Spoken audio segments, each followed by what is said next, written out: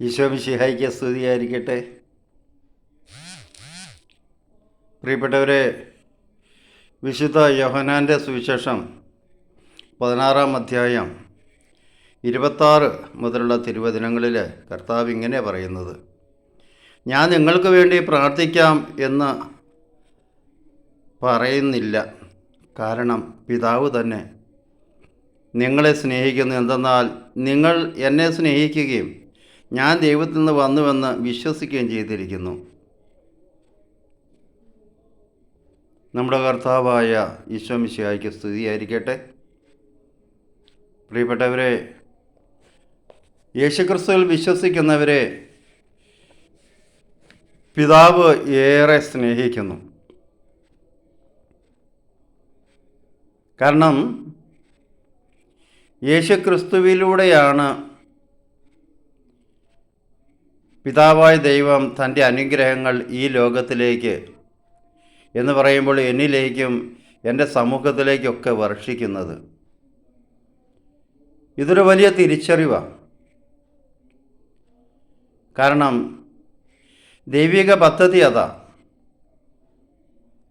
അപ്പോൾ നാം എന്ത് ചെയ്യണം? യേശുക്രിസ്തുവിൻ്റെ നാമത്തിൽ പിതാവിനോട് ചോദിക്കുമ്പോൾ എല്ലാം ലഭിക്കുമെന്ന് ഈശോ പറഞ്ഞതിൻ്റെ അർത്ഥം ഇതാ. അപ്പോൾ നാം ചെയ്യേണ്ടത് ഇതാണ്: നമ്മുടെ പ്രശ്നങ്ങളെല്ലാം യേശുക്രിസ്തു വഴി പിതാവിൻ്റെ സന്നിധിയിലേക്ക് ഉയർത്തുക. പൗലോസിക അത് വ്യക്തമായിട്ട് പറയുന്നുണ്ട്.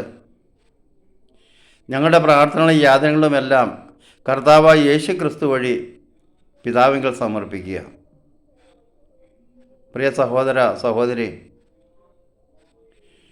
നിൻ്റെ ജീവിതത്തിൽ എന്തെങ്കിലും പ്രശ്നങ്ങളുണ്ടോ? പ്രശ്നങ്ങളില്ലാത്ത മനുഷ്യരില്ല എന്നുള്ളത് സത്യം. നീ തീരാ രോഗത്തിന് അടിമയാണോ?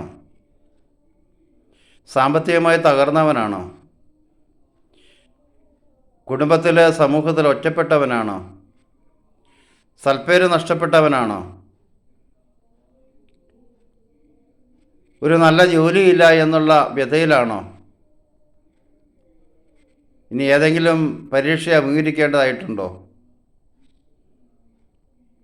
ഇതെല്ലാം യേശുക്രിസ്തുവിലൂടെ പിതാവായ ദൈവത്തിൻ്റെ സന്നിധിയിലേക്ക് ഉയർത്തുമ്പോൾ, യേശുവിൻ്റെ നാമത്തിൽ ഉയർത്തുമ്പോൾ പിതാവ് അവയെല്ലാം ആശീർവദിച്ച് തരും. നമുക്ക് പ്രാർത്ഥിക്കാം. യേശുവേ, അവിടുത്തെ നാമത്തിൽ ഞങ്ങൾ പ്രാർത്ഥിക്കുന്നു. അവിടുത്തെ തിരുഹൃദയത്തിലേക്ക് ഞാനിപ്പോൾ അഭിമുഖീകരിക്കുന്ന പ്രശ്നങ്ങളെല്ലാം സമർപ്പിക്കുന്നു. പിതാവായ ദൈവത്തിൻ്റെ പക്കൽ ഞങ്ങളുടെ ഏക മധ്യസ്ഥൻ അങ്ങാണെന്ന് ഞങ്ങൾ ഏറ്റുപറയുന്നു. പിതാവായ ദൈവമേ, അവിടുത്തെ പ്രിയപുത്രനും ഞങ്ങളുടെ നാഥനും രക്ഷകനും കർത്താവുമായ യേശുക്രിസ്തുവിൻ്റെ തിരുനാമത്തെ പ്രതി ഞങ്ങളോട് കരുണയായിരിക്കണമേ. ഞങ്ങളുടെ ജീവിതം ഇന്ന് അഭിമുഖീകരിക്കുന്ന പ്രതിസന്ധികളിലേക്ക്, എൻ്റെ വ്യക്തിപരമായ എൻ്റെ കുടുംബപരമായ എല്ലാ പ്രശ്നങ്ങളിലേക്കും അങ്ങ് കടന്നു വരണമേ. എൻ്റെ ശരീരത്തിൻ്റെയും മനസ്സിൻ്റെയും ആത്മാവിൻ്റെ തലങ്ങളെ അവിടുത്തെ സമാധാനം കൊണ്ട് സൗഖ്യം കൊണ്ട് നിറയ്ക്കണമേ. Hallelujah, hallelujah, hallelujah.